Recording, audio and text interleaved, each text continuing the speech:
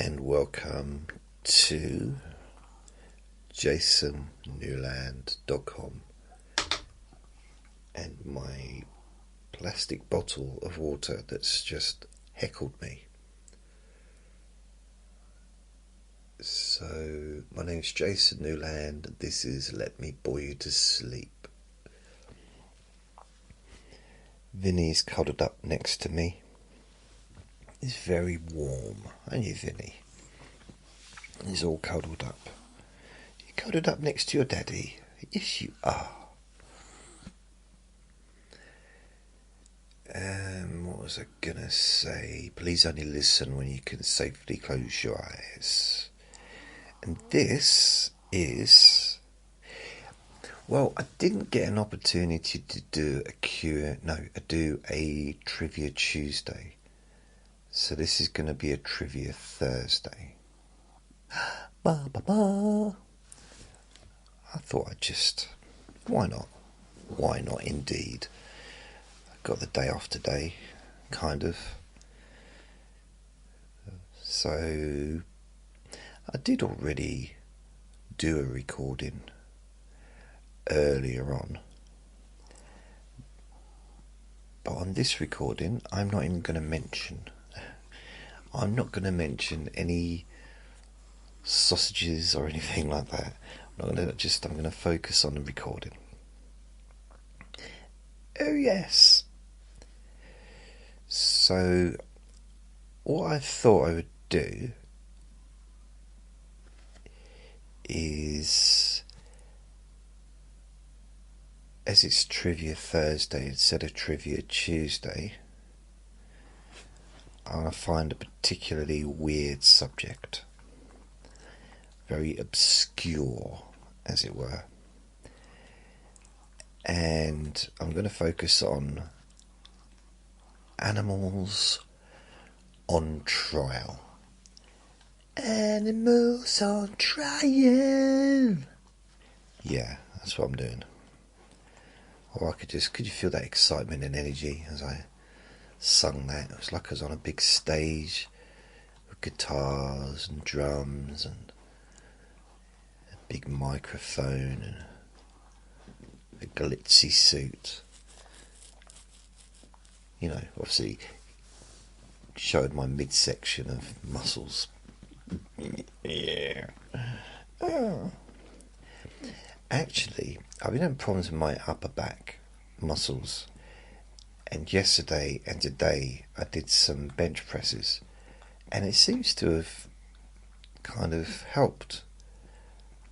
So I'm going to do that every day, and it just, I don't know, who knows why, but maybe it's because the last month I've done hardly any exercise, I've done hardly any weights, I've done more walking, but I haven't done, because normally I do weights every day for my lower back, which probably helps with my upper back, and I've done hardly anything pretty much in the weight department. So yesterday and today I've done some bench presses with my dumbbells, and actually, it's strange, but I can kind of, it feels a bit better. My back feels better for doing that. Who knows why, but I'm not gonna moan about it. I'm just gonna enjoy it. So I feel my upper back feels better than it did. So I will continue to do that every day. I'm only doing like 30 or 40 reps. It's not heavy. Because technically I was thinking, if you can do a push-up, press-up, push-up, whatever you want to call it, technically I should be able to bench press my own weight. Because that's what you're doing when you do a press-up, isn't it? Or a push-up. It's your own weight against yourself. So technically I should be able to bench press 95 kilos or whatever I am, should be able to do that easy. Well, yeah, should. Surely.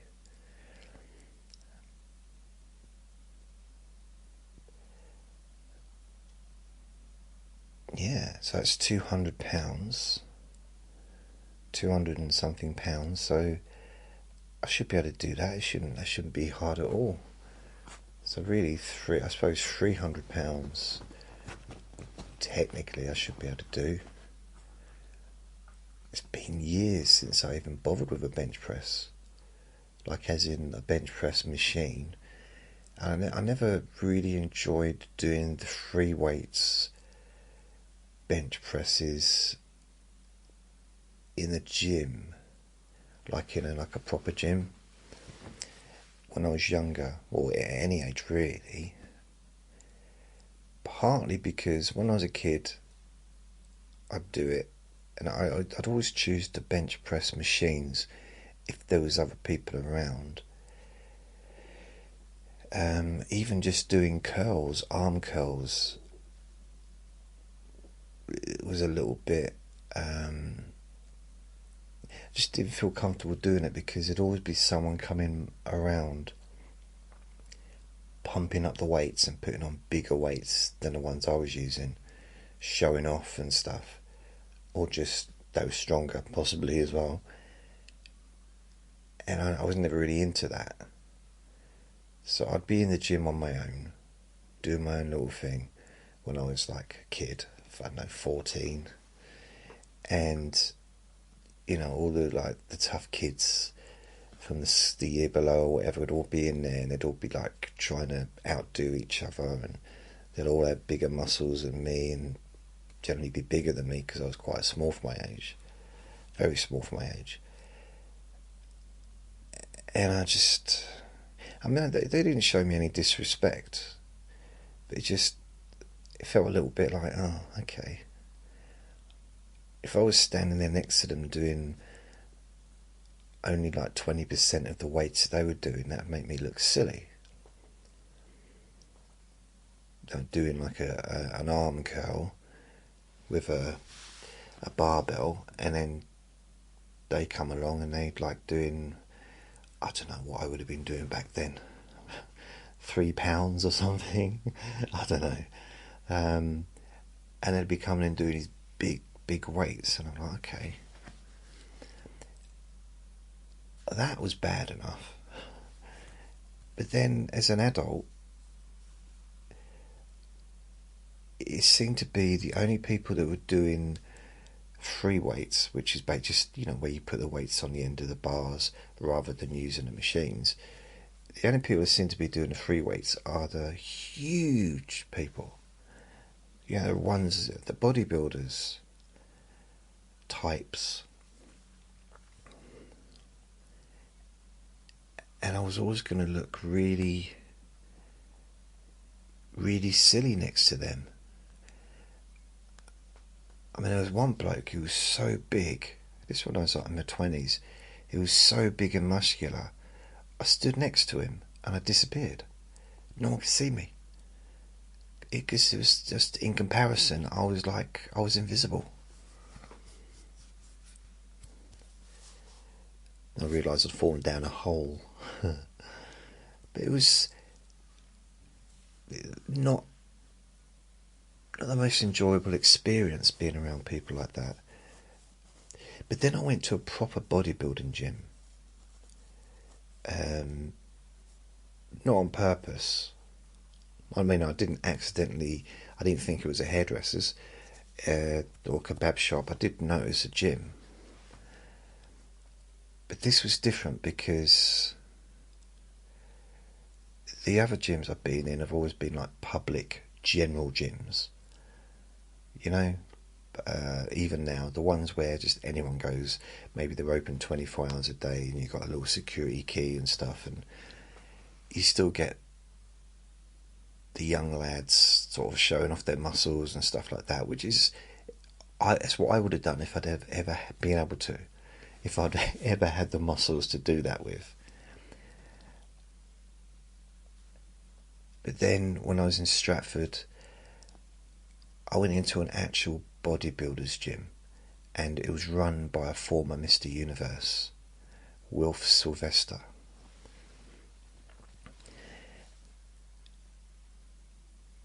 And that was a different experience, because although there was huge people training there, none of them were arrogant. None of them were showing off, because they were all big. It was a weird one. It's like you had, they didn't have to, I guess they were competing with each other, as in, for competitions and stuff, but you had some people just going in there just to train, like me, and it's basically that, and then you had these massive, super fit men and women who were athletes. And I've never been an athlete. Never been one of them. I can't even spell the word. Let's try. AFTLEEEET.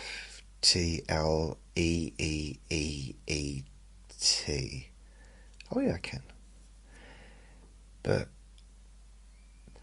that for some reason felt like a more safer space, because the man running it didn't take no crap. It was lovely, very friendly, but at the same time, that was his dream, to own his own gym. So he worked for years, decades, as a bodybuilder, and working for the Ford car company in Dagenham, I think. They sponsored him in his bodybuilding career. So he travelled the world, doing bodybuilding contests and stuff. And then when he retired from bodybuilding, maybe he retired from the car as well, and he went and opened the gym when he was probably, I'm guessing, probably in his 40s, early 40s. And in the window of this gym, I used to walk past it for years. Never went in there. Well, I did go in there eventually, but, for years I walked past it. And there was this cardboard cutout of him. I didn't know who he was, Wilf Sylvester, even though I used to be really into bodybuilding when I was at school, as in reading the magazines and wishing upon a star, basically. I thought if I kept reading the magazines, my muscles would grow. It didn't happen. So I knew quite a lot about bodybuilding. The main people back then, like Lee Haney, Rich Gaspari, lots of different ones back then. There was Al Beckles, who was about 90 years old then, and now he's 150, and he's still going strong. And he was in the top 10, I think, of the Mr. Olympia. The oldest ever top 10 placement in the Mr. Olympia, and I think then he was like 48, maybe even 50, maybe 50, maybe higher than 50, because he's in his 90s now, and this was not 1985, 84, 85, because I used to take the bodybuilding magazines. I think one was called Flex. It was definitely called Flex. Another one was, I think, Bodybuilding Monthly. So I used to take them into school and read them while I was in classroom. So it was between those magazines and the martial arts magazines. I also like the boxing magazines, like KO. That was a boxing magazine I like to read. And then the martial arts magazines was... You'd think I'd remember that one, wouldn't you? What was the martial arts magazine? Kung Fu Panda, not Kung Fu Panda. Kung Fu Karate. No. That'll come to me. I could search for it. I could search, can't I? But I can't be bothered. I I've got the laptop in front of me, but I want to try and see if my memory perhaps works slightly. No, I can't remember. Oh no, nearly had it. It wasn't Kung Fu. Was it martial arts? It might have been called martial arts. Kicking, punching, blocking, fighting. It's some kind of name. It had a name anyway. And there's a specific one I used to buy every month. Or was it weekly? I think it was every month. At least, yeah, I think it was. It might have been fortnightly. No, I can't remember what it was called. But those were the types of magazines that I used to read. Well, they're the ones I'd read in public. I'm the only person that actually had a pot. It's weird.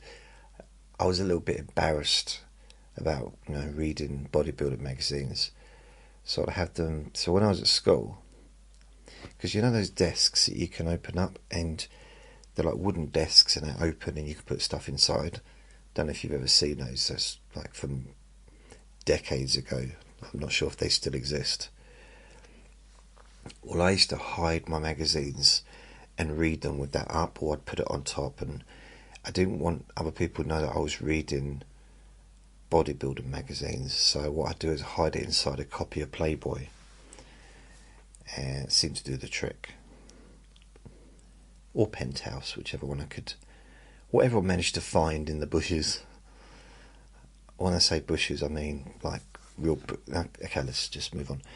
So, talking about bushes, had the trimmer round. It's really weird. They trimmed everything except one bit, and as we come out the front of where I live, we've got this big hedge, this big bush, but they haven't trimmed it off of the pavement, which means you can't see around it. I know technically I've never been able to see around corners, but I can't see what's coming. I can't see what's, it's like really, because when I take this little munchkin out for a walk, I said the word, did he hear it? He didn't seem to notice. Good. I think he's asleep. I can't quite see what's coming to the left of me. But they haven't trimmed it back yet. So, this, what was I talking about then? Oh yeah, I like that. That was a good gym. Had a punch bag as well. So Wilf was cool. I got on really well with him. I'd stop and I'd chat with him, and I didn't really get to know him till I think 96. So from 96 to about 2001, I knew him, like to talk to and to chat to, and he'd be outside and I'd just have a chat with him. Really nice bloke. I used to go in there with my cousin in about 96, and I think she fancied his son. Yeah, I think she did. Yeah, she did. Yeah, because his son used to be a trainer as well. And it was weird. He was so down to earth, such a nice bloke, Wilf. And I'd go in there. Sometimes it'd just be him there on his own, and we'd sort of train together. I mean, I say train together. He'd kind of give me a training tips. I mean, I wouldn't even be able to spot for him.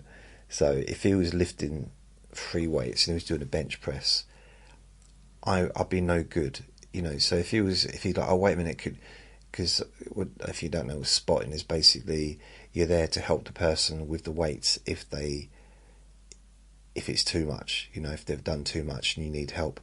I couldn't help him with his weights. I couldn't lift them. If you can't lift them, what the hell am I going to do? You're former Mr. Universe. So, I didn't help him. But we used to have a go on the punch bag and hold the punch bag and stuff like that for each other. just, it was a really, really nice bloke. I liked him a lot. So, I did a whole recording on him, actually, a few years ago. Animals on Trial. So these are medieval legal oddities. From the 13th to the 18th century in Europe, animals were routinely tried in secular courts for crimes, just like people. Wow. You know what? Do you know when people like call ourselves, people in the West call ourselves first world countries, and how and make fun and maybe like talk about other countries being so outdated, and it's not that long ago that people in my country and all over Europe were taking animals to court. And bearing in mind that, those countries are the ones that went and, spread to other countries. So I'm sure this stuff probably also went on in America, possibly went on in Australia as well. So, yeah, wow. So, pigs topped the list. Pigs. Why do pigs get such a hard time? Pigs topped the list of offenders due to free roaming pigs, often causing problems, maybe hurting people accidentally or damaging property. I'm going to water down some of the stuff that it says here. So I just should point out, I've got this list from chatgpt.com. Don't take any of it as true. And I'm gonna make it, if there's anything that's a little bit horrible, I'm gonna either not mention it, or I will make it more palatable. Okay? Yeah, pigs do get a bad time. And the amount of people say, oh, don't eat pig, it's a dirty animal. Name a clean one. Name one clean animal, including humans. None are clean. We have points when we are clean. I'm sure a pig is clean when it's been raining and it's been rolling around in the rain and the mud. But you know what I mean. In 1379. So pigs that unfortunately caused a lot of problems for a particular man in France were tried. Even in court, even pigs who merely witnessed. Really? Even pigs who merely witnessed the incident were judged guilty. Wow.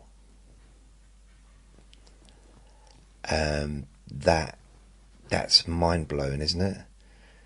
So one thing, charging a pig because it stampeded or whatever and it got out of hand and it caused serious problems for someone, but because other pigs were just minding their own business, just sitting there eating a human roll, a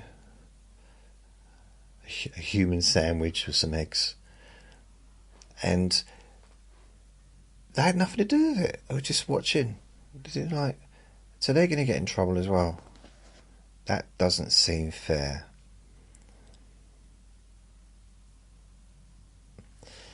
Some pigs were found guilty and sentenced to the worst sentence for eating a consecrated host. A consecrated host? Eating a I don't know what that means. Friday was a serious aggravation. I don't even know what that means. What's a consecrated host? Not just so, but a and she-ass. Is that really the name of a female pig? A she-ass. She-ass, she-ass. It sounds more like a donkey, doesn't it? She-ass, she-ass. A sow and a she-ass were condemned to be... they were condemned on appeal, but on appeal they were... I'm not going to read this out. They basically were condemned to the worst punishment, but in the end they had a lesser punishment. So they really were being treated like humans. Dolphins were tried in Marseilles in 1596. Dolphins. What on earth can a dolphin do? I'm going to have a drink.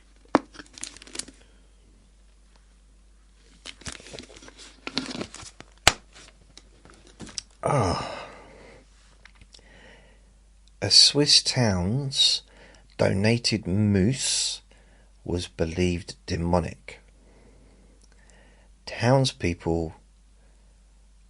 I can't... Some of this is horrible. I tell you what, this medieval people... Not nice. This really... I'm glad we've got laws now. And this is when we had laws. But, anyway, I just want to say the sentence, a Swiss town's donated moose was believed demonic. Demonic. Okay. Weasels, horses, eels, bulls, dogs, sheep, even rats and locusts faced trials in medieval Europe.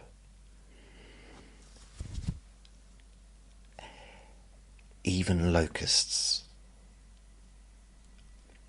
You would think, wouldn't you? I'm just thinking possibly. So you've got a locust, one locust. All the hassle. I mean, how did that even go? How many people were involved in the trial? Another question comes to mind. How much time did these people have on their hands to be taking a rat to trial? Or an eel? An eel? I wonder what that got in trouble for. Trial records show that all this stuff was going on, and it persisted into the mid-18th century, where they were actually sentenced to perish, all the way to the mid-18th century, and in some cases early 20th century. I tell you, if I was living somewhere and suddenly a chicken was on trial, I would move. I would move as soon as possible. Oh, this is something, this is something I actually believe, because this is such a kind of human stupidity that, I could just imagine that this is true. So back in 1474,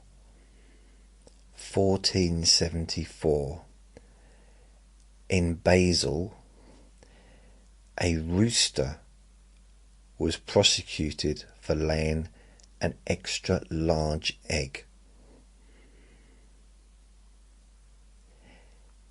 An extra large egg, because this rooster in 1474 was deemed unnatural and demonic. Wow. And you know, there's probably still people today who still believe that. Ooh.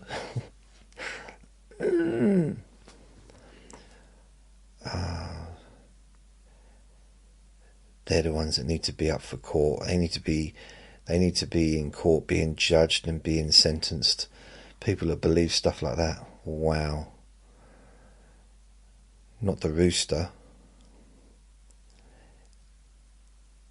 Absolutely ridiculous. And now the internet's just gone off. Brilliant. Great.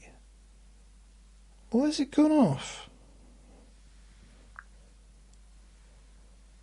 There was no need for that. Okay, I got it back. I don't know why. Oh, I think I just pressed the wrong button. I pressed the wrong button. It's not the first time. At least I'm able to find the button now. Ecclesiastic excommunications, vermin courts in brackets. Okay, here we go. Courts enrolled insects, rats, locusts, and weevils as defendants in ecclesiastic trials.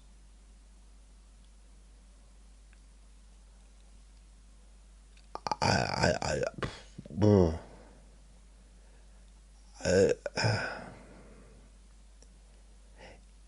mean, it's all ridiculous, but insects. But then that's no more ridiculous than rats or locusts or weevils. I don't know what a weevil is. But it's one thing prosecuting an animal, because, you know, technically they can just sit there and be accused and just keep quiet. They don't necessarily have to do anything, and it's maybe up to the lawyer to do a defence. But a defendant has to kind of talk, don't they?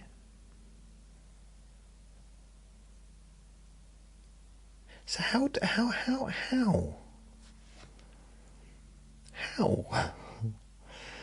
Ah, how? This is just weird. In 1587, weevils. Again, I don't know what a weevil is. Is it like a weasel? I don't know. V-shaped weasel. In St. Julian, France, were presented by a lawyer argued to have divine protection. Okay. I'm not quite sure what divine protection is, but I'm guessing it's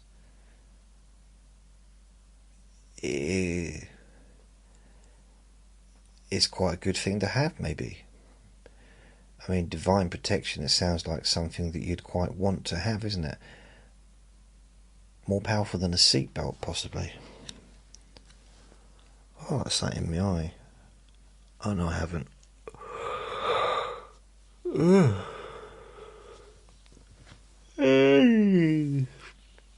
Right, what's next? It's hard to have any commentary on this because the sentences are just ridiculous in themselves.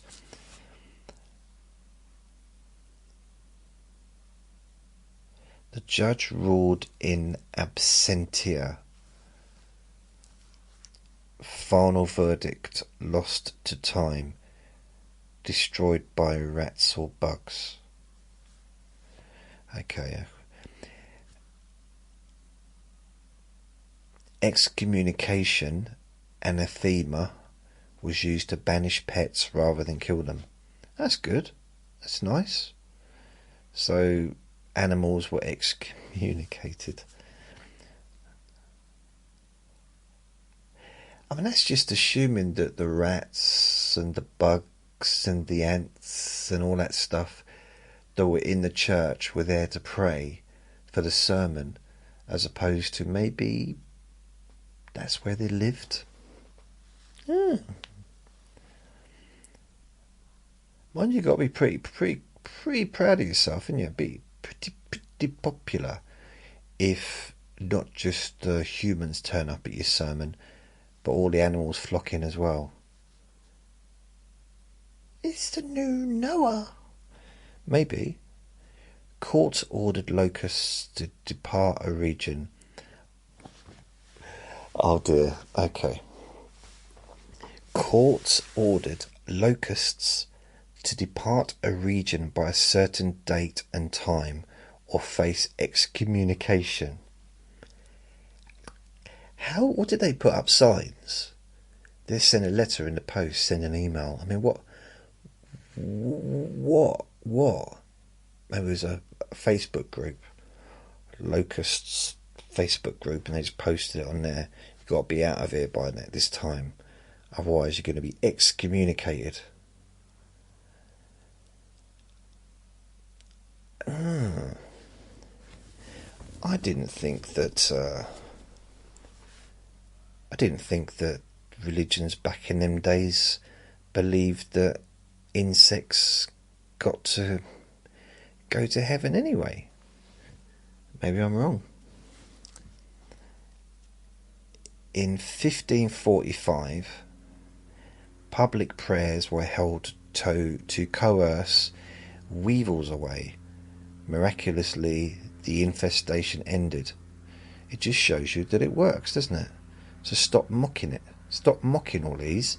And I'm trying to educate you. Let me educate you. I'm trying to teach you something. Stop mocking some of the greatest factual facts of our history. Legal principles and implications. Animal trials treated creatures as moral agents, capable of intent. Yeah, I find animals can be crafty. Vinny is very crafty. He knows what he wants, and he will pretend to do stuff to get there. So he'll pretend to be eating something off the floor because he's waiting to see what the dog is coming closer, to see what kind of dog it is. He's very, very crafty. I actually saw him once, and he was like pretending, because he didn't want to leave the park. So what he was doing, I was chucking the ball. This is when I was able to let him off the lead. So I was chucking the ball nearer to the exit of the park, so that he'd run and get it, and then eventually I just put him on the lead and we'll go out. He was grabbing it, and instead of bringing it back to me, he ran right past me and he dropped it further in the park, because he knew I was trying to get him away from the park.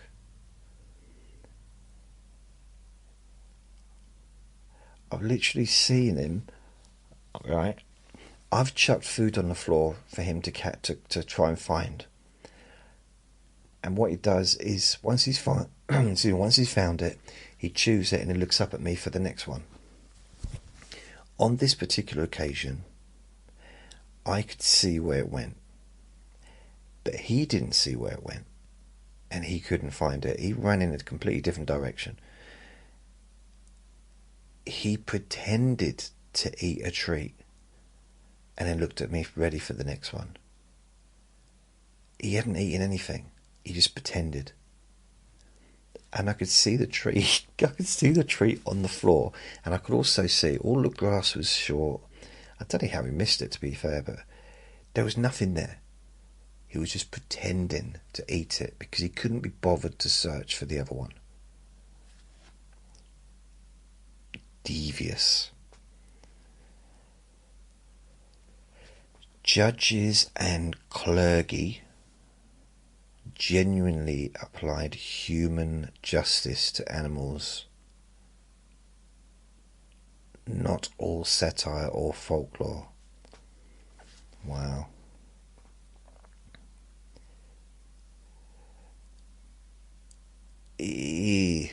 Legal records from France are some of the best preserved. That's nice, great. Cases raised foundational questions. If animals can be guilty, must they also have rights? Ba ba ba ba ba. That's a good point, isn't it?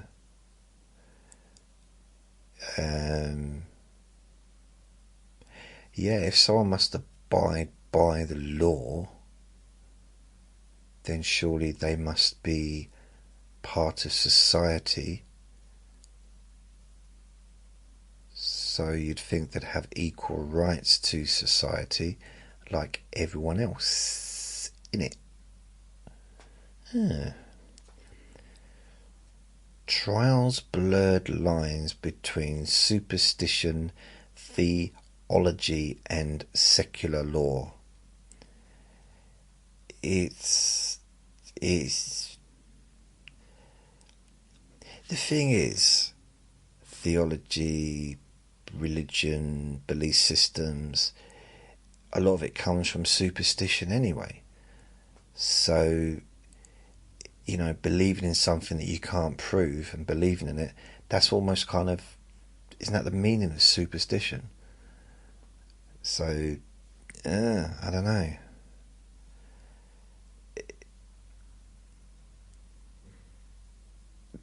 Yeah. I like to call it stupid stition. So I'm not superstitious. I actually sat on a bus with someone I was on a bus with, like travelling together. There was other people on the bus as well. She saw, what's those birds that steal stuff? Not Goldilocks. Not hens. Sparrows, blackbirds, blue tits, red tits, yellow tits,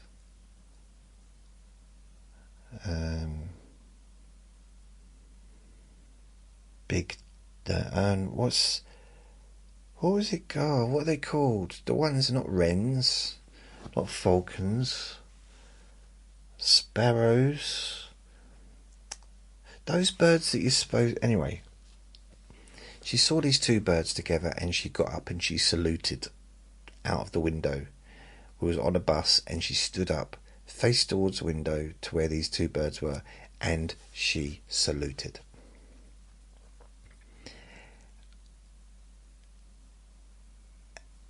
It's among the most embarrassing moments of my life. I just thought, you know what? That is... It became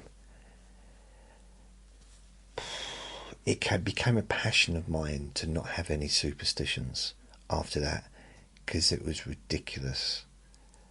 The idea of... Because I used to be a bit superstitious,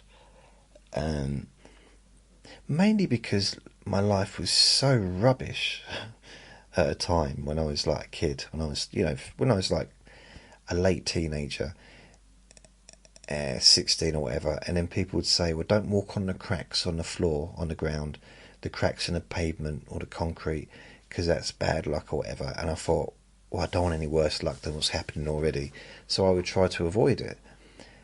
Things like that, and I started to kind of buy into some of that crap. And then as I got older, I become more educated and realised that it's just absolute nonsense, obviously, but also realising that belief, that stuff can have an effect on people, because belief is super powerful, one of the most powerful things that we have. That's why having a lucky object, a lucky token, or a lucky souvenir or whatever, in itself does nothing, but to a person's mind can do everything.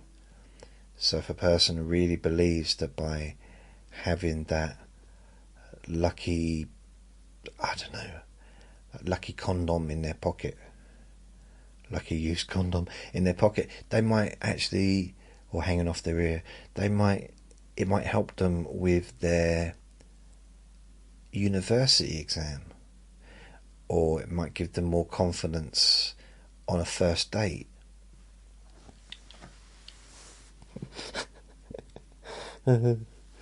wearing your lucky set of underpants,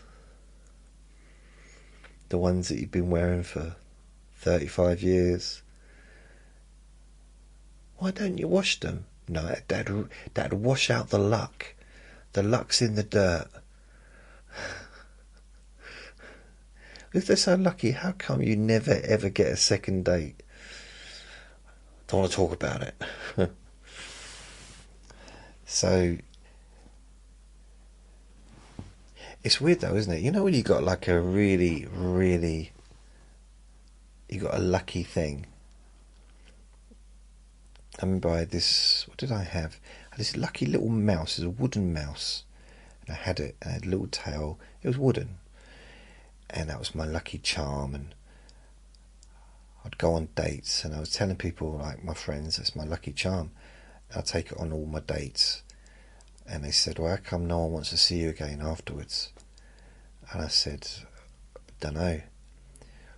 Well, I started leaving it at home. It turned out it was my personality. Nothing, it was because I started to think maybe it was bad luck for me, but it wasn't. It was just my personality that was stopping people from wanting to see me again. I remember I went to the cinema with someone. I was 16 at the time, I think. Maybe 17, 16-ish, maybe 15, even 16. I think 16. I don't remember the girl that I went to the cinema with. I asked her to go to the cinema and she said yes, for some reason. All I know is I thought she liked me. We sat down to watch the movie. All I did was put my hand on her knee. Literally, it was like just gently. I didn't like plonk it down. I wasn't wearing a big heavy metal glove or anything like that. A gauntlet. It wasn't anything weird. It was just put my hand on her knee. I guess trying to be romantic. Even though there's no enjoyment for me putting my hand on her knee. I don't get anything out of that. Never have. Never. It's like bone, isn't it? Oh, how did you get on last night? Oh, I felt one of her bones. It was lovely. Oh. That's no. It's like, oh, maybe tomorrow she'll blow on me. I can get to smell her breath after she's eaten some garlic. Oh, that'll be good. Oh.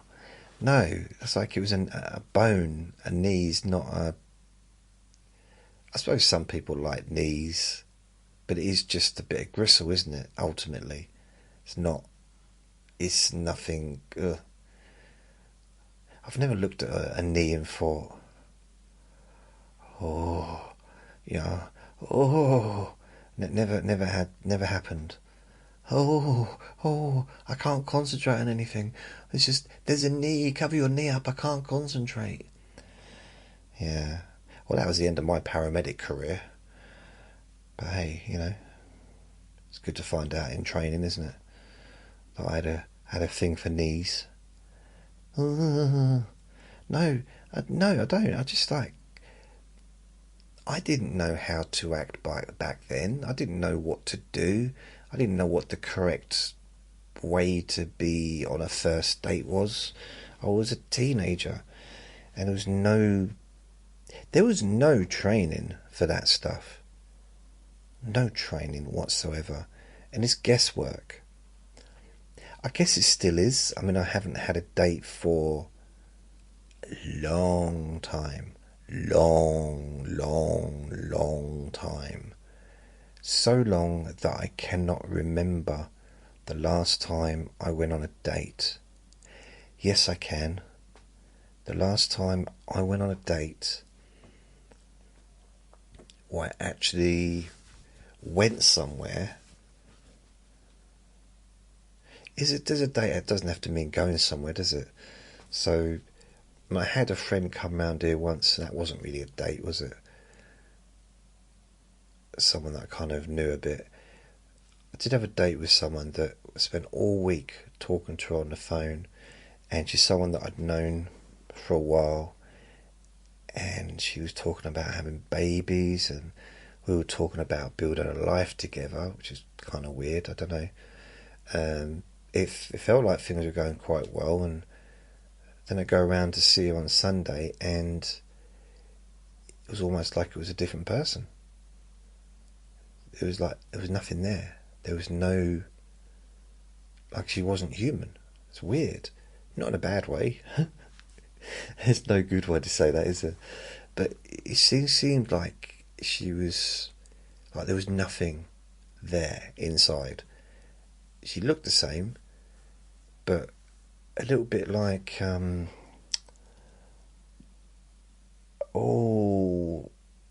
Body Snatchers. Remember the Body Snatchers movies? It was a little bit like that. That's what she looked like. Like she just, I don't what? Strange. So I spent the afternoon with her, and she gave me soup. Soup. That was my dinner, soup. A growing lad of 40. You don't give a growing lad of 41 or 42, whatever I was, soup. You don't give someone who's 59 soup. That's not a dinner. It's a drink. It's a starter for a reason, isn't it? Although I wouldn't have soup as a starter. I think if I was going to have a starter, it'd be, I don't know what choices. Oh, it's made me hungry now. I really do need to have a meal one day. Oh,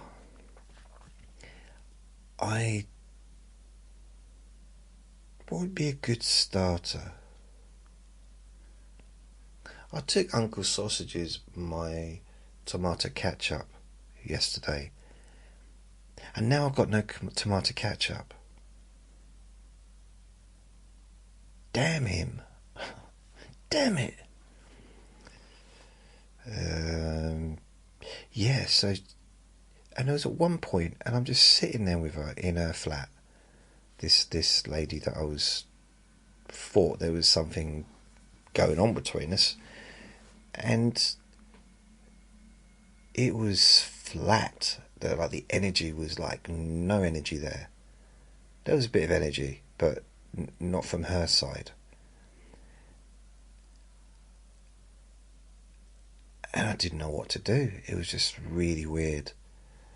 There was, yeah. In the end, I just left. Well, I had to leave eventually, didn't I? Otherwise, I couldn't make this podcast. 15 years later. It's very strange. But anyway, I touched, you know, I was a kid myself, I touched this, the knee of the person I was in the cinema with, and she picked my hand up and dropped it back on my lap, my hand. That's when I realised, first of all, well, either, it was one or two really. Well, first of all, we were never going to get married, me and that lady. Secondly, the girl I went to the cinema with was sitting on the other side of me. Oh, yeah, I touched the wrong knee. No, it didn't work. It just like, wow. To the point that I've kind of almost erased who she was. I don't know who she was. I can't remember. Such a long time ago.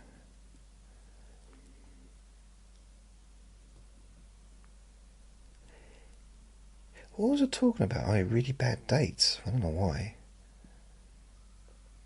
That wasn't a bad date. It was just like a non-date. Another one I got on. This is a thing. I had this when I worked in a co-op. I had a female walk into the shop, and I was behind the counter. So I was in there every day. Well, 5-6 days a week or whatever. She walked in, handed me a note, looked me in the eyes, and then walked out. She knew my name. So I had a name badge on and stuff. So I read it, and she said how lovely I was, and she really fancied me. Bearing in mind, she was seeing me during the day. So it's not like she was seeing me at night when the lighting was good, and it made me look human. She saw me during the daytime, and it was all romantic. "Oh, I really like you, and I see you every day, and I'd love to sort of get together." And she wrote down a telephone number and her address and a name. So I called her up, because I thought anyone that does that deserves. I thought I'd see her, because they deserve to be rejected in person. No, anyone that goes to that effort deserves not to be ignored, because that's a be all thing to do, isn't it? To like go to that effort and to walk up to someone like that. So I phoned her up in the morning the next day. I think it was a Saturday morning. So I did it wrong. Well, I didn't do it wrong. I mean, I didn't try and use my knees to dial the phone. I phoned everything like normal. That's when we used to have those turny phones, spiral things. I used to like them. And she invited me round. So I went round. She was in the middle of getting ready for probably work, actually. So she was getting ready to go to, I think she probably had a retail job herself in town. And she was doing her hair, and it was like there was nothing to talk about. It was the wrong scenario for us to get to know each other. While she was drying her hair, and I was just sitting there on the edge of her bed.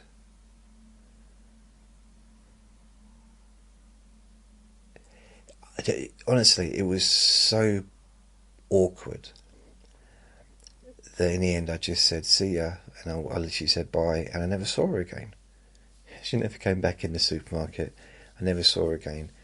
It could have been a lovely marriage. We could have had kids and everything, It could have been, coulda, woulda, But for some reason, I just, I mean, basically, the ball was in my court, wasn't it? Almost, it was like this was a. It was really. I was in a good position. She told me she liked me. She'd wrote a letter to me. So all I had to do really is just be there. Just turn up. But not when she's getting ready. Not, that's just a weird time to be going around someone's house. Especially when I had to get to work. And also going around their house probably wasn't a good idea. I mean, she invited me, but it would have been, unless I just turned up. No, she invited me. If we'd have gone out and got to know each other, it might have been, well, it couldn't have been worse than what it was. And then there's another woman, another lady.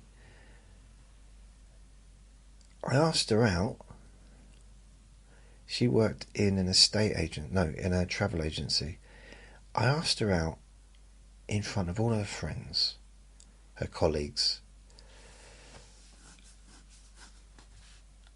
I don't know where I got the confidence to do that, but I did it. I'd met her before, a couple of nights before, because she broke down in a car, and me and my friend came to her rescue. So my friend was driving, I was a passenger, and we got talking to her, and she'd said where she worked, and I just popped in to say hello, and I asked her out on a date, and she said yes. So instead of saying, brilliant, okay, what's your number?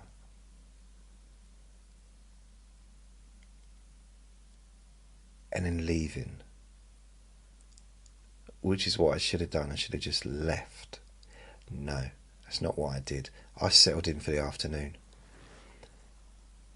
and I didn't stop talking for probably 2 hours, talking to the other members of staff, being silly, being very childish, because I was very childish. Hard to believe that I was ever childish. Yeah, let me think, maybe it isn't. After about 3 hours, she said to me, "I've changed my mind."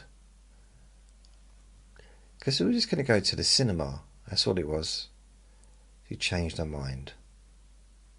I said, "Did you hear about the knee incident?" She said, "What?" I said, Nothing. What? And she said, "No."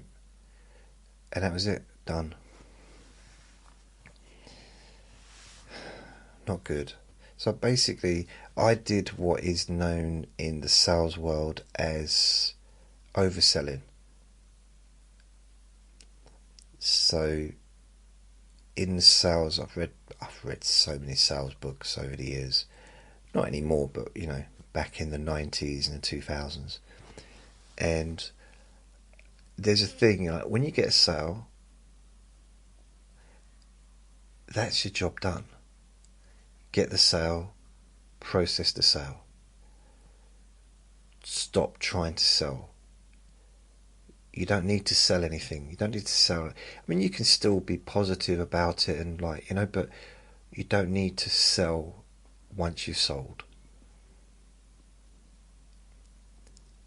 And if you keep going on and on and on and on, potentially the person will just get fed up and change their mind. And this is what happened in this situation. Admittedly, the dancing didn't help.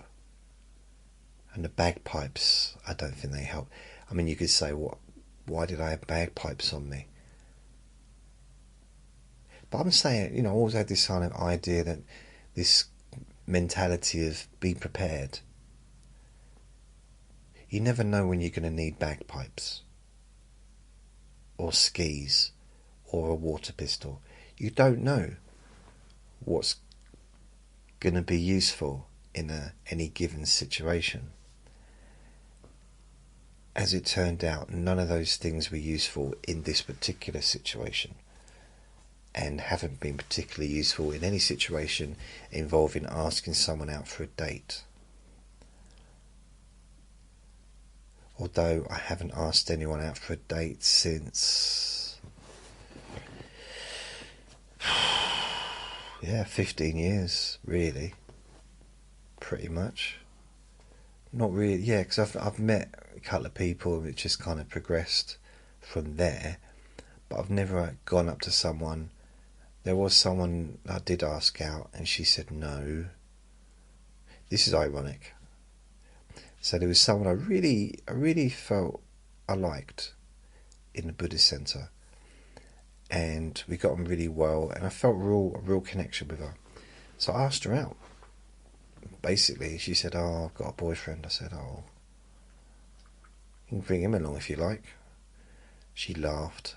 I think people think I'm joking sometimes, and that was it. Then I met someone else that I liked in the Buddhist centre. Then I didn't see her for ages. And then she turned up again, and that's the one that I went and had soup with, yeah? So I saw her that night. But then the other one turned up the same night. Hadn't seen either of them for months and months and months. So I'd already got, reconnected with the other one, the one that ended up giving me soup. And the one that was, she had her body snatched. Invasion of the Body Snatchers, that one. So this other one, the one that I had really liked before, she actually said, "Oh, we should go out sometime. I'll give you my number before we go. Before we finish the evening." I said, "Oh, okay, cool." I just ignored it because I thought, well, no, I've got a date now. You had your chance, I thought to myself arrogantly. And I never saw either of them again. Oh dear. Wow. Actually, I did see the soup lady, and I call her soup lady. She gave me, yeah, she was in the town walking. She had like a suitcase with wheels or something. It's very awkward. Just like we almost banged into each other. You're right, yeah. She started telling me where she was going, and like, why are you telling me that? I didn't say that, but I kind of thought it. So it's like, okay. Why you? See ya. And it was just like, I haven't seen her since. It's been over 15 years. Why am I still thinking about people like that? I don't know. Actually, I do know, because there's a chance I might see her again soon, depending on if she still works where she used to work. But it's only because I'm perhaps going to have to go there. But it's alright. I don't think she'd even remember me anyway, to be honest with you. I might not remember her. Then there was this other girl. When I was in the co-op, I mentioned this before, but another situation. I don't know. I don't know if it's because I've got such a different... Maybe I have a different personality when I'm on a date to what I have when I'm just myself. But I worked all day with this girl. She lived in a different town. I was 17. She was probably the same age, maybe 16. She was full-time working in the co-op, but she worked in a different town. She came just because we were short-staffed. So I think the member of staff, the reason she came in, because the member of staff that was there got sacked for stealing.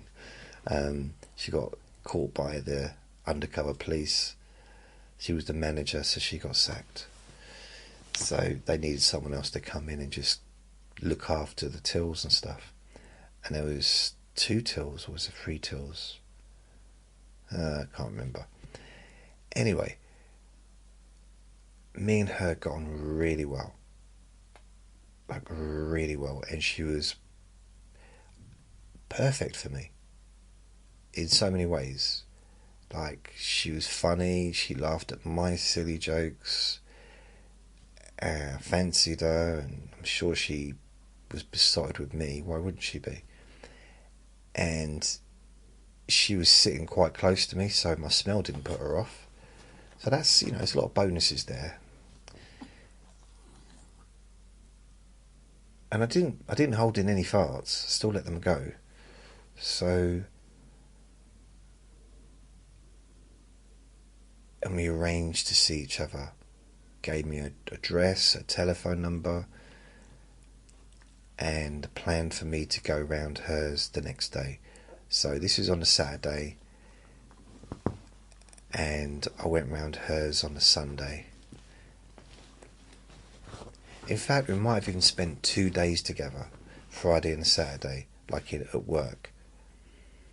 We got on so well, we were laughing all day long. Honestly, I had a really good time.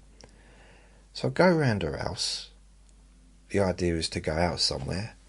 I mean, I was limited, bearing in mind that I didn't have much money, but it wasn't just that. I couldn't go into pubs and get served because I looked about 15, maybe 14 even. I looked much younger than I was. And so it probably would have been just like walking around the streets. That probably would have been the date. Maybe a restaurant, Indian restaurant or Chinese restaurant or something. Potentially. But it was a Sunday afternoon. Now, back in 1987, or was it? No, it's early 1988. About April, May, June time, May. On a Sunday afternoon, nothing was open. Like, you'd struggle to get anything. The pubs had a Sunday times, so they'd be open for a couple of hours at lunchtime, and they'd open again in the evening for a few hours. There was no all-day drinking like there is now, ever, not even during the week. You could only buy things like alcohol and cigarettes and stuff during certain times of the day. I know, it's weird, isn't it? But that's how it used to be.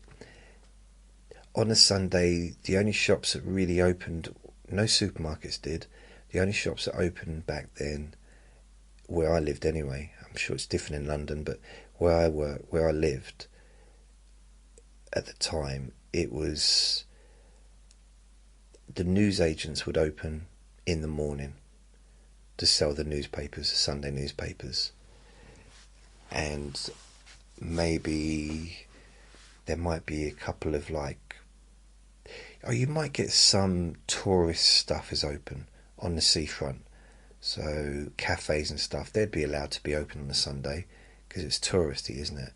And the not casinos, but like the arcades and the pier and those kinds of things, they'd be open on a Sunday during the day. But that would be it. The ice cream hut would be open during the summer on a Sunday. But then nothing else. Nothing would be open. So I went to this town, the next town up from where I lived, got a taxi there,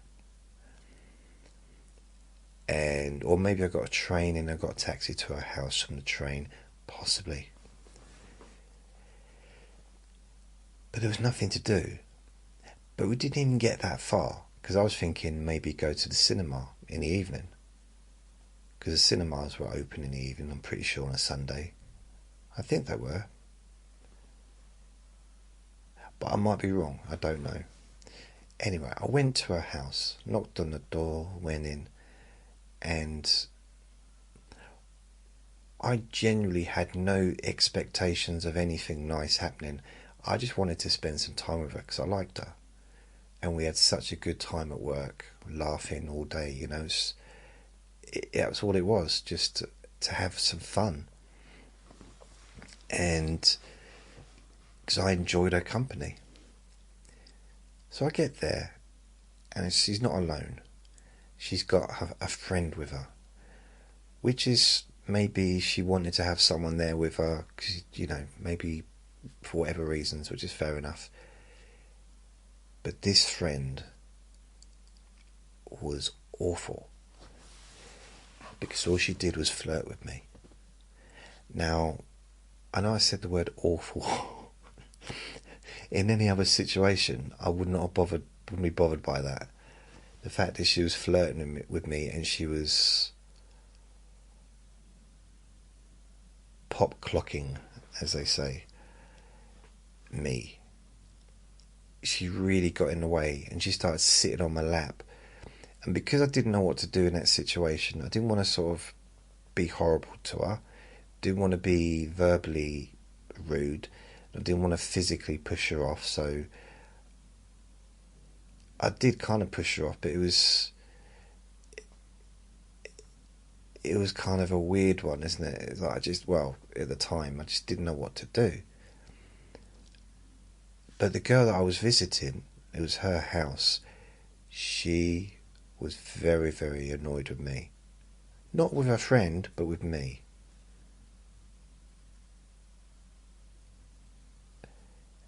And in the end, I just left, got a taxi home, and that was the last time I saw her. I mean, I'd handle that situation much differently now. I wouldn't go around her house now. I mean, she hasn't seen me for 40 years, so she probably wouldn't remember me. Probably doesn't even live there anymore. But no, I wouldn't. Unless I knew someone, I wouldn't probably go around their house unless I knew them well, or, yeah.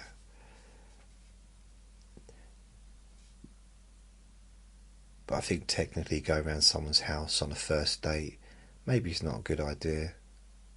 Maybe. I mean, yeah, I'm talking like I'm going to have another first date. I don't know. Maybe. It's possible. Maybe. I don't know. But her friend really got in the way, And I didn't understand why. It's not like I left and her friend was running after me. JJ, JJ, don't leave me. You know, it wasn't like she was so into me that she followed me all the way home. The friend I'm talking about, she was just doing it to wind her friend up, to wind the girl that I was visiting. And the girl I was visiting, I really liked. Arguably the one I liked the most during that period. Because I liked her physically, but she was funny. And we had a good time. It was like being almost like being attracted to a friend, which hasn't really happened in my life. Not really, not much. Well, occasionally, but that's enough about Dean. Yeah, that was annoying because she just, because for me, I was very shy around females that I liked. And for some reason, she made it very easy for me to just be myself. So I could just be silly.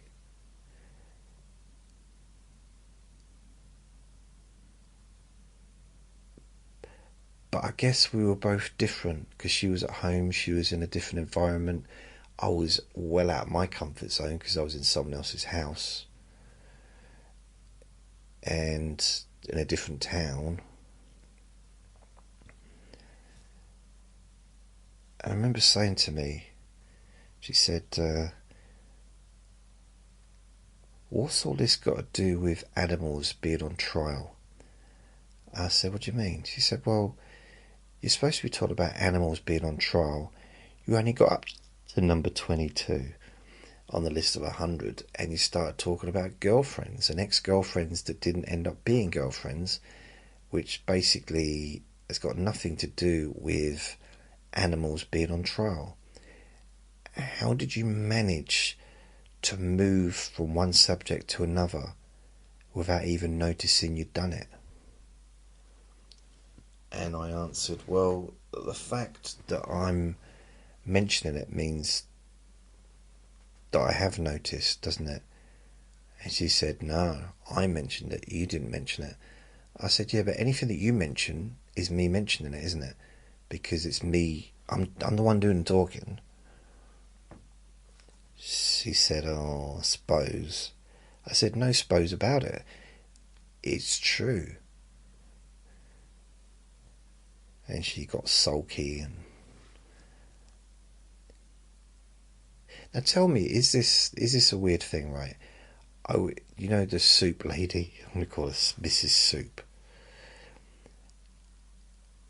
When we were going to go to the cinema. Well, that was kind of the plan. So I had some soup, bit of bread. I don't know where she found the bread. And I think it was one of those. I think the problem with her is she was healthy. She had a healthy lifestyle, and she had this probably gluten-free, healthy bread, and really healthy soup. And I probably didn't appreciate that at the time because there wasn't. To be fair, there wasn't much blood circulating in my brain at the time. So I wasn't really thinking straight. So we had the soup, and then we went to the cinema. The cinema was closed.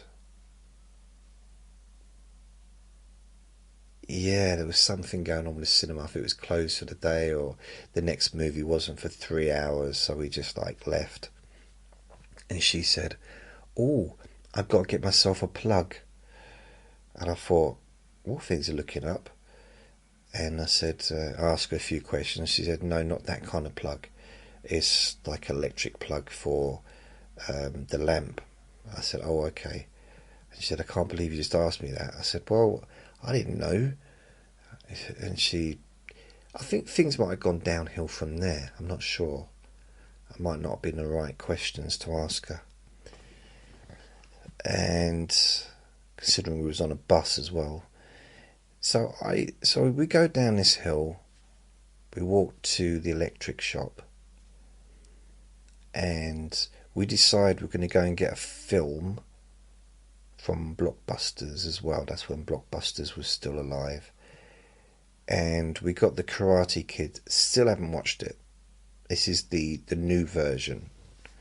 Well, not the newest version, but it was the one with Will Slappy Smith, his son Jaden, I think, and Jackie Chan. So we watched some of it. Anyway, so we got the video, then, or the DVD rather. Then we went into this electrical shop next door, which was... I can't remember the name of it, but Maplin's, I think. Maplin's? So she went in there to look for a plug, and I thought, that's boring. I'm not going to bother with looking for a plug, especially if it's just a plug, electrical one. So I thought, oh, I'm just going to have a wander around. I'll see you, you know. She said, okay.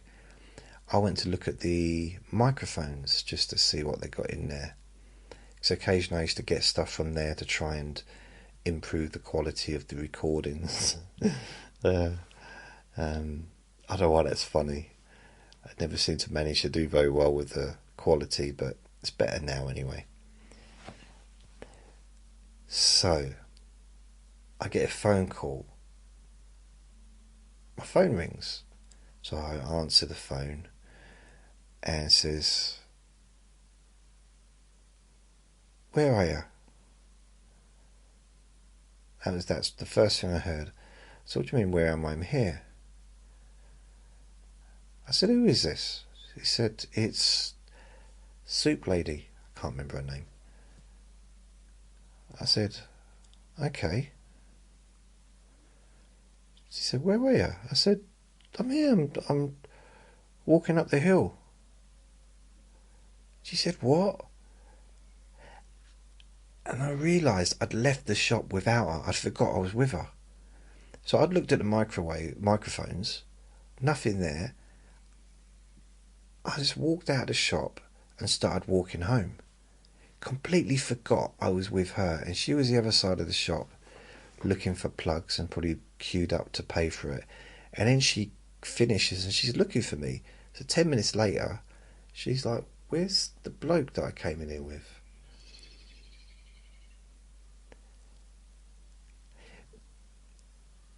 That didn't seem to help the romance. So I said, "Well, do you want me to wait here?" She said, "No, can you come back down?" I said, "No, I'll just wait here, you just catch me up." And that possibly didn't help with the romantic situation either. Mind you, I was a little bit put off because earlier in the evening, or the afternoon, we were walking through the park, heading our way towards the Blockbusters, and I kind of held her hand. I did hold her hand, because I thought at that point we were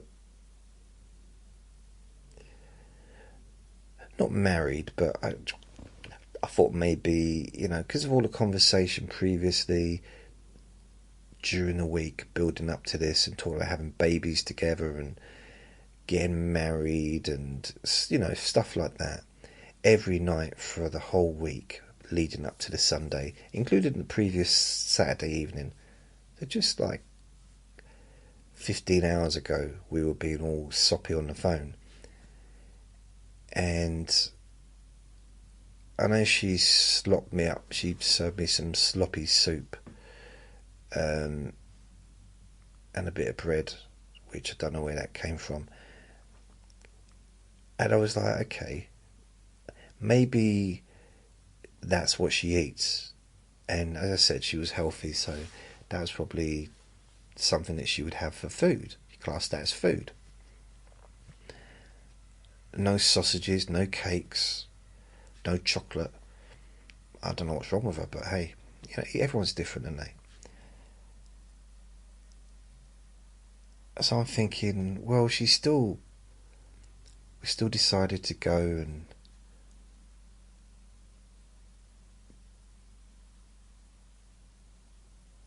go and do a. What did we do? Did we walk through the park? Walk through the park. Yeah. Yeah, after that. So after the soup fiasco, we walked through the park, and I just went to hold her hand. I kind of thought that she would know, and we would kind of maybe accidentally touch each other's hands, and that spark would ignite a love affair that lasted forever. Just something simple like that. There was no spark. All there was annoyance from her. So I kind of held her hand, and she didn't like say, "Get off me!" She wasn't vomiting in a bush or anything, but it was just very much like that. And it's like, okay. I mean, again, I just want to express that there was a lot of romance leading up to this moment, I thought. So it wasn't like I hadn't just met her. I'd known her for a long time. Well, probably a year, maybe. And hadn't seen her for quite a few months. But we'd been speaking on the phone for a couple of weeks leading up to this. So I'm extending it now to 2 weeks rather than 1 week. And I thought she loved me, so I thought maybe put my hand out to hold her hand, and she pushed me away. I mean, she didn't push me in the pond, but she did have her distance, and she said she didn't like doing stuff like that in public. Yeah, ironically, when we were back at her place, when we came back and we were watching The Karate Kid, she touched my ear. And I didn't push her away. I thought it was very strange. I thought, of all the places that you could touch, my ear isn't the one that I would choose, would not be at the top of the list. But I didn't push her away. I didn't go, "Ugh, get off my ear. Ugh, not in public or private or anywhere. Ugh, it's my ear. Ugh." No, I didn't do that. At least I don't think I did that. Mind you, if I did do that, that would explain why she didn't want to see me again. No, I didn't do that.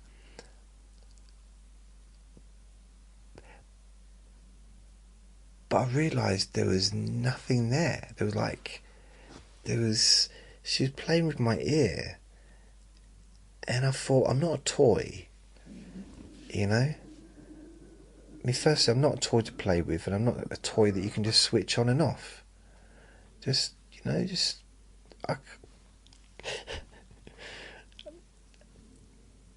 And then I left. I went home, and the next day I bought her some gifts and left it outside her house. That wasn't a good idea, because then she sent me a text saying, "Go away." Well, maybe not those words, but... So even at 40,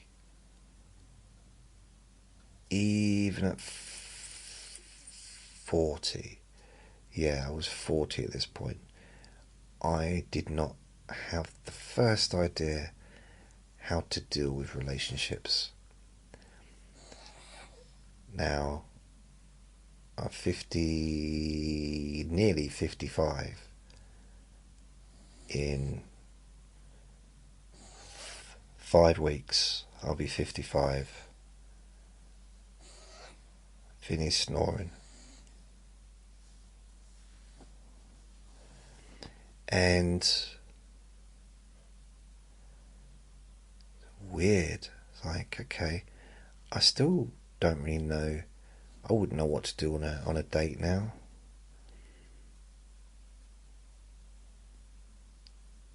I wouldn't even know. I mean, I have been out with people over the years, but not anyone that was like, I've not met anyone that's like, wow, I really want to be with this person, and asked them out and they said yes, and been all nervous about a date and gone out and it's gone really well. In fact, I think arguably I can say that's never happened. Yeah, I've never been on a date with someone that I really was.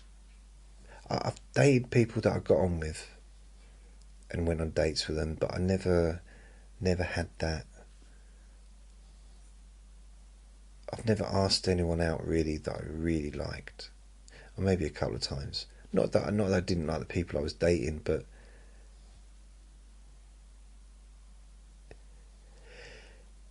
yeah, sort of going on a first date with someone that I didn't know anything about, but I was absolutely besotted in love with the person. No, never done that.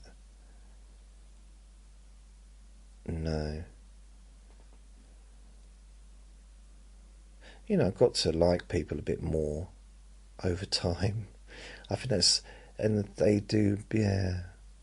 Hmm.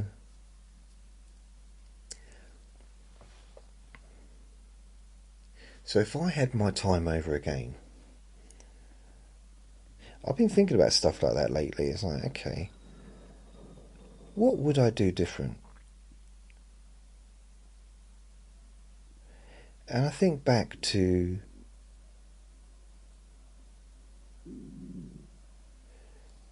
there's so many things. My stomach needs to eat some food, and that does not include soup. If I put soup in my belly now, my belly would go, no, no, Bernie, no. Soup, not allowed. Yeah, I wouldn't know. I suppose one thing is, I would never have stopped the karate when I was 15, 16. I'd have continued. I wouldn't have worked in a chip shop as my first job. I'm very croaky today. I should get a drink.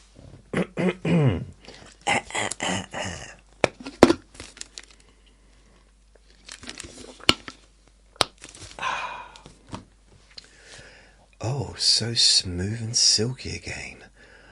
Ooh, ooh, ooh. Just a little bit of lubrication, and I got my normal voice back again. Oh, sorry. So yeah, I can't remember what I was talking about, but I do need to eat something. So I'm gonna go. And I realise I haven't really done all of the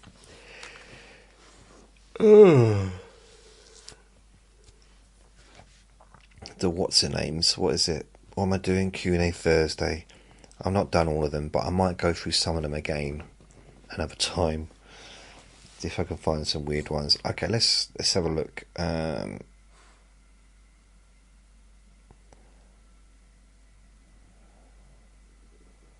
No.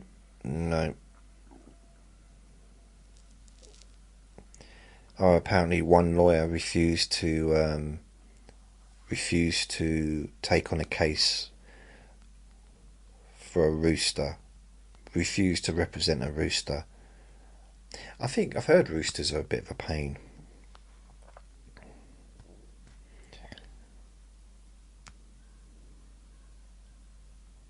Judicial transcripts detail animals' behaviour as evidence.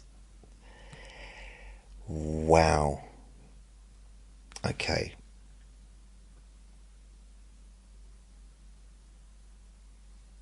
Princess of Wales plaque now removed in London for brown dog statue. That better not be true. That better not true. You've replaced a plaque for Princess Diana for a picture or a statue of a dog, a brown dog.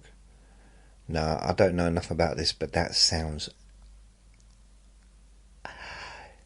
Sounds wrong. Sounds wrong.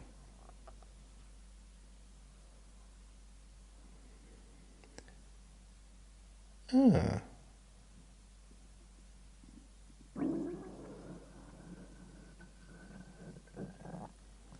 Wow, my stomach's gurgling. It's just time to eat, so I'm going to go. Thank you for listening to